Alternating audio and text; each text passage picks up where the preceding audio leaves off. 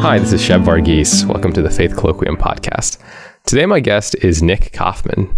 Nick did his PhD at Johns Hopkins University, and he teaches at Gonzaga University. And today we're talking about classical literature. So thanks for talking with me, Nick. Good to be here. So you work in the classics. You've been in this field for some amount of time. Going on 10 years now. Okay.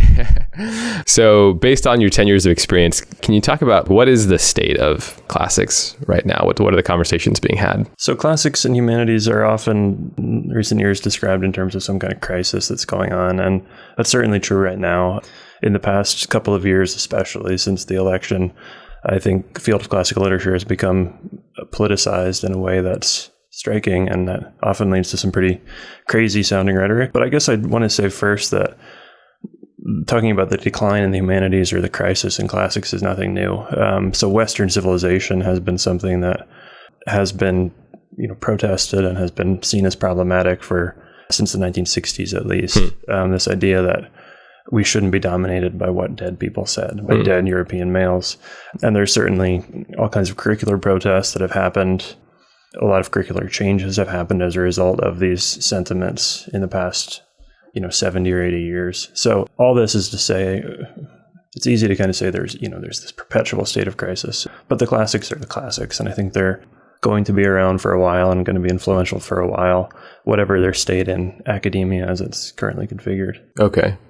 Yeah. So, one of the things I semi-regularly hear from my students when I teach philosophy is, well, philosophy is just a bunch of old, dead, white European men. Why should we read Plato and Aristotle? So that question is part of the conversation. Yeah, very much so. And especially, again, there was some events that happened at the Classical Colloquium, the National Conference of Classical Scholars in January. And it's precipitated to the point where those kind of normal questions, this is too male-dominated or this is too Eurocentric, have risen to this kind of extreme where now in the discourse in professional classicists, there's talk that even the idea of Western civilization or even the title classics itself is seen as now endorsing white supremacism. So there's this extreme kind of backlash that's happened in recent months, such that any kind of attempt to view classical literature as something distinct or great or exceptional is seen as a way of advancing a kind of white agenda or as putting down other groups, other cultures. Okay.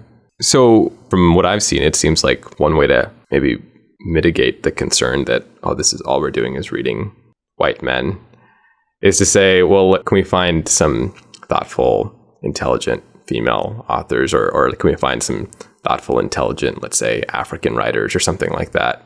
Are those conversations being had as well? Yeah, I think the scholarly community recognizes that when we talk about dead white men, the term white itself is a construction. Ancient Romans didn't think of themselves as white versus black. So, it's easy to point to the famous classical authors like Augustine or Terence and say these are actually North African figures. Right. Women, it's harder to kind of find. So Sappho is always a favorite, this kind of wonderfully lyrical poet, but she's pretty unique. So one strategy has been to try to do this in a way, even Terence and even St. Augustine, right, are still elite men. These are kind of privileged members of society, and that's, even if they are, North African, that's still problematic. So one really increasing trend, I guess I'd say now, is to look at non-literary evidence, because the idea that something is literary itself is seen as elitist and aristocratic. So really big is the study of inscriptions and graffiti, and to try to see, what are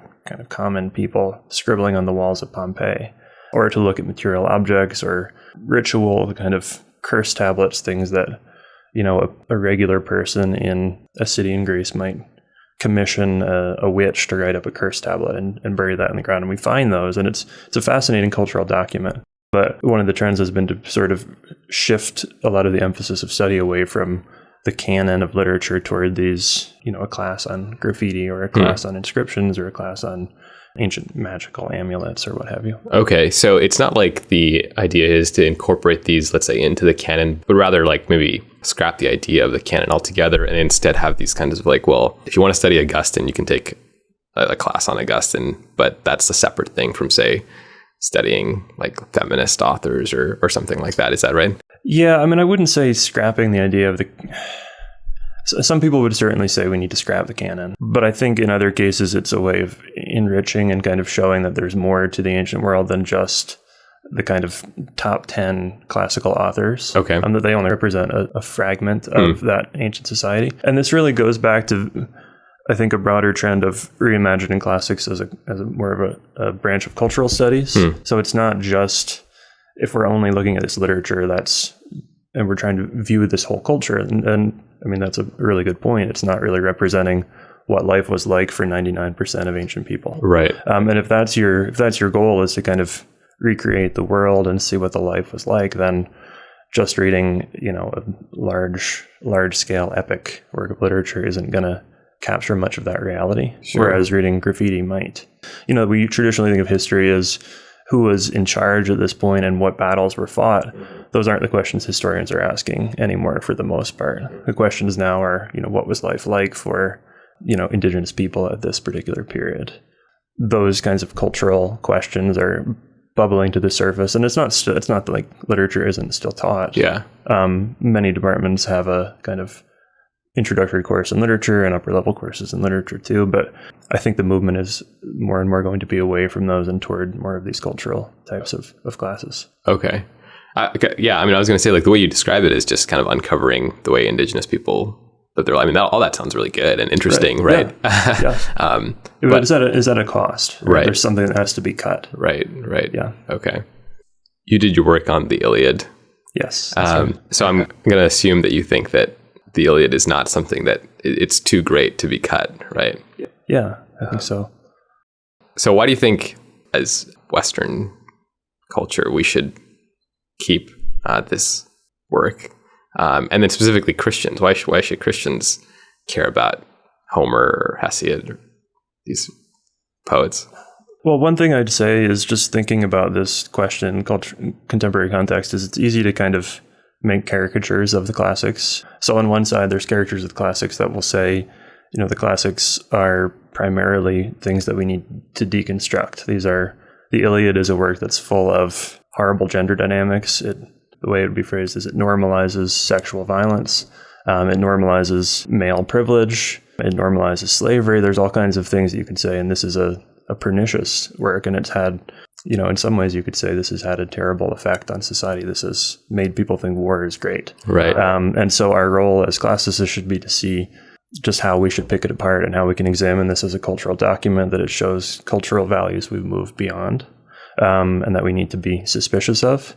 But it's also possible to caricature the classics in the other way and say the classics are a fountain of truth, or this is, the greatest that humanity has ever produced. Yeah.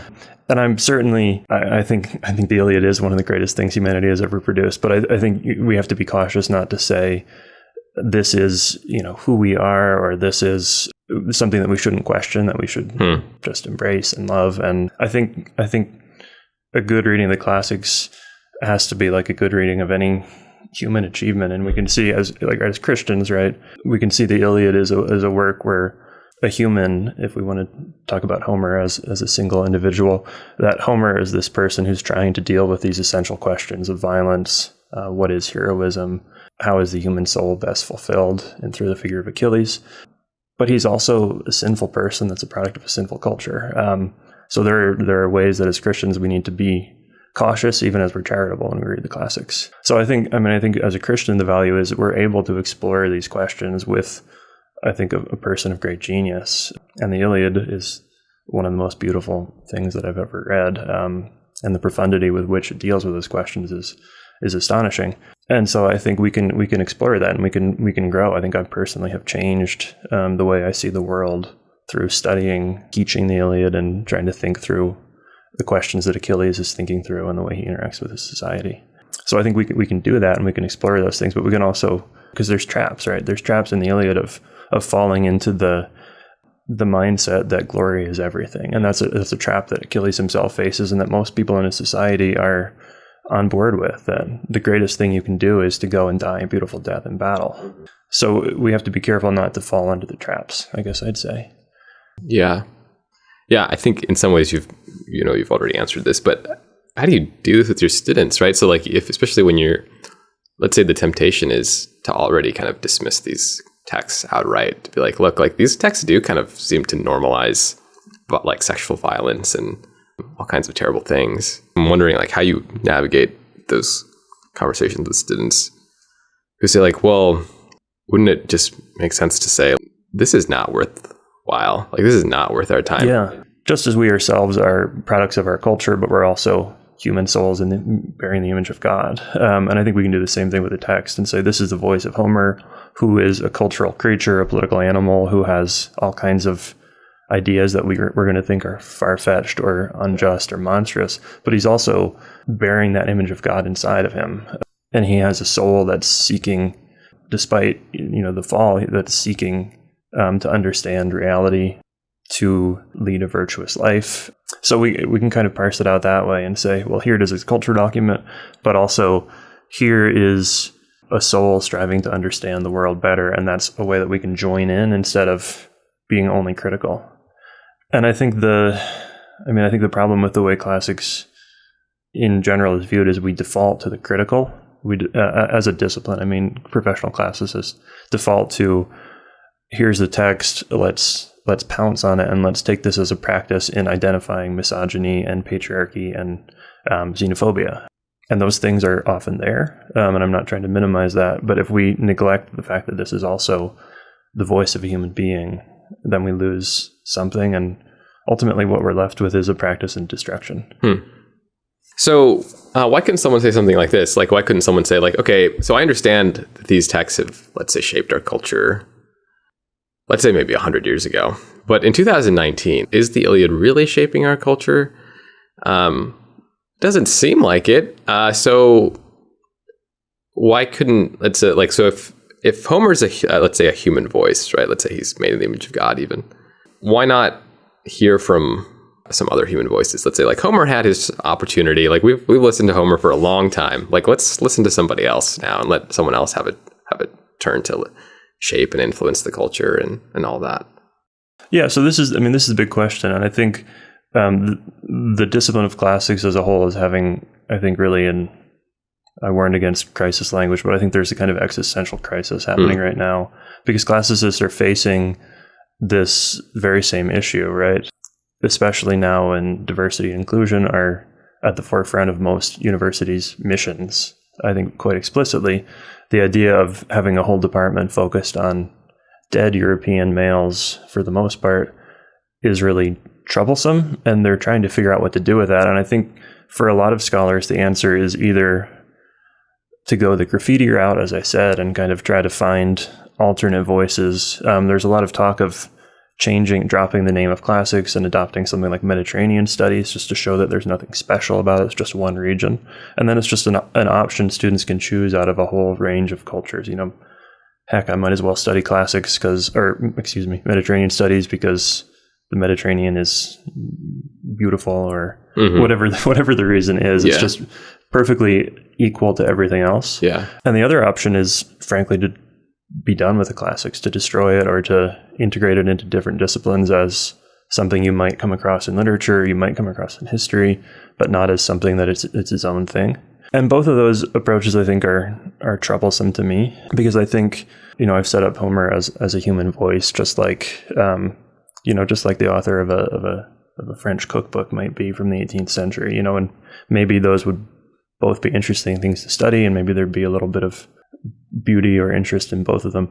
But I also think it's hard not to use evaluative terms, not to make value judgments about this. I guess I would say that the profundity and the beauty and the wisdom that comes in these works, especially in the fact that they come so early. Homer's Iliad is, for all intents and purposes, the first major work of Western literature. Yeah. It comes out of nowhere. Writing was barely invented when this work is produced, and it comes so fully formed, so complicated, so sublime in the way it's expressed, that it seems like that fact in that cultural circumstance makes it something that really is unique and something that is worthy of kind of special attention, because this is part of the formation of this thing that we talk about as culture, civilization. And of course, it's not the only civilization or the only culture, or one could argue whether it's, the best or better than others, but it has this kind of special power, I think, that comes with its antiquity, but also just with the pureness of what it is. Yeah. Yeah, that's helpful. So when it comes to these like value judgments, you'd say something like, look, the Iliad's just a better quality piece of text than an article in like People magazine or something like that written in 2019, right? Like, I mean, one way of thinking about it is, it's a thing to think with, is a way that scholars will often talk about texts. And there are some things that are really, really good to think with. And I think the Iliad is an example of that. It lends itself to, it welcomes you in, it challenges you, it has traps for you, it has beauty, it has terror, and it ultimately has, I think, at the end, something that comes close to a philosophical truth. And the same is, you could take an episode of, high quality television from this year and say, this also is a really good thing to think with. There's a lot of complications, there's beauty in the artistry, but some things I think lend themselves to more sustained thought. Yeah. And one of the things with the Iliad is it's been thought about over the centuries again and again. So we have all these different layers of ways to think about it, and ways to think, to read against it, to read with it, to read from inside the culture, to read it as a document. Yeah, so it's a higher version of a thing to think with, higher quality. Yeah, so it seems like that would entail believing that there is such a thing as some kind of standard. There are these principles where you can appeal to and say, like, this is better than this other text or this other piece of work or whatever, right? Like, you would have to believe something like that. Yes, and this is the problem that the discipline as a whole is facing, is the discipline is terrified of making that claim, because that claim is seen as chauvinist or white supremacist, to say Homer is more important than whatever other text you want to substitute from a different culture, a different time. Right. I'm sure it'd be easy to think the only reason you think that Homer's better than this other thing is because you've bought into his agenda or something like that, right? Right. Yeah. Yeah, and that's part of the danger, is the crisis of confidence within classics has been created on the other side, with people rushing to champion classics and using these terms with kind of reckless abandon, the greatness of Western civilization, without paying attention to the fact that, Western civilization, for all the good that it's done, has also oppressed and marginalized. So it's kind of creating this polarization, I think, within this field that mirrors some of the political polarization we're facing right now, where it's hard to be somewhere in the middle. It's hard to say Western civilization is wonderful, and also let's be careful that we don't make it into too big of a thing where we can't see its weaknesses and its blind spots. Right. Yeah, that's good. Maybe this will be the last question I ask you. So getting back to, for Christians specifically, so Protestant evangelicals like the Bible, right? That's like what we like to read. Let's just talk about the great books, right? Like, why should Protestant Christians also read, let's say, Shakespeare or Jane Austen or Aristotle or Homer or any of these other thinkers as well? What's the value in that? Like, does that in any way contribute to their Christian life? Yeah, this is a great question. When I was doing my PhD, I had evangelical friends who would say things to me like, "Why are you bothering with these books? You're just reading the Bible, right? Learn about the Bible." And it's true. I think if we view the Bible as authoritative and as inspired, then it is, of course, of supreme value, because we don't have to worry about, as I was saying with Homer, we don't have to worry about the alloy, the kind of sin that creeps in if this is inspired by God. Right. So it seems, I guess you could make the case, it seems counterintuitive to go from the better and the pure to the weaker and the impure. Right. Except that we live in a world that is alloyed everywhere by sin and that is crushed by the fall. So we read the scripture to understand God, to understand our role as Christians, to understand our calling. But we also have to, I think, look out and to kind of think about the way the world is, the way sin has ravaged people's hearts. Including our own readings of scripture. Exactly. Yeah. So it's a reading that demands something different of us than when we read scripture, where we read scripture with openness.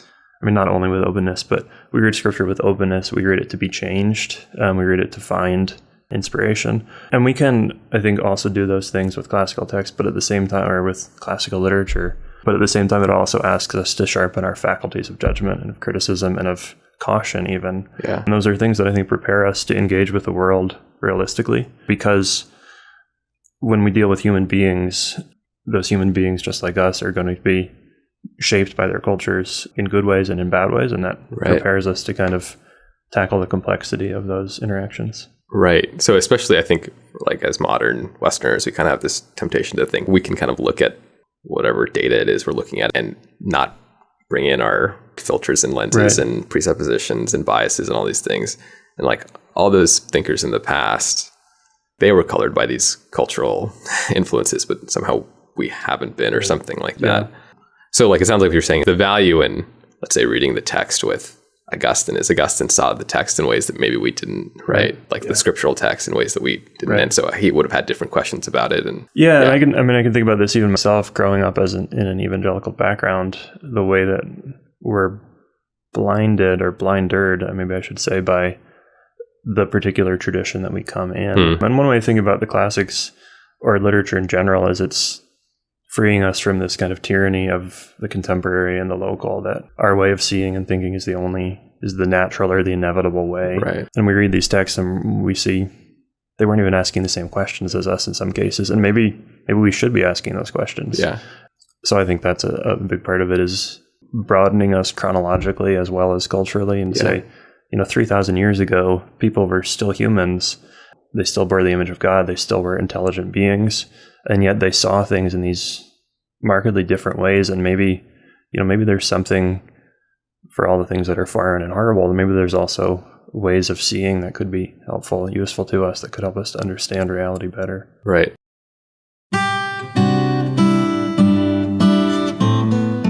Well, we hope you enjoyed this episode. If you did, please subscribe and please share with your friends.